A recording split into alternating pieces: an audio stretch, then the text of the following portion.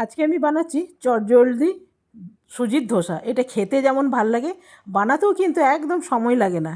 একটু যদি বাড়িতে সুজি থাকে তাহলে কিন্তু ধোসা একদম অনায়াসেই তৈরি হয়ে যাবে। তো সুজিটা একটু মিক্সির মধ্যে পেস্ট করে নিলাম, সাথে দিলাম 1 চামচ গমের আটা আর 1 চামচ বেসন। এখানে দিলাম হাফ কাপ দই। দইটা খেয়াল রাখতে হবে যেন একদম টক না হয়। একটু জল দিয়ে আমি ঘোল বানিয়ে রেখে দিলাম। এটা ততক্ষণ ফুলে উঠবে। এদিকে দিয়ে দিলাম তেলের মধ্যে একটু আদা কুচি, দিয়ে দিলাম পেঁয়াজ, আর দিয়ে দেবো একটু সেদ্ধ করা আলু। এটা ভেতরে আমি স্টাফিংটা বানাচ্ছি, নুন, হলুদ, আর দিয়ে দেবো আমচুর পাউডার। আমচুর পাউডারটা কিন্তু একদম মিক্স করবেন না। কাশ্মীরি লঙ্কাও দিয়ে দিলাম। এটা হয়ে গেছে, এখানে নামিয়ে নিলাম।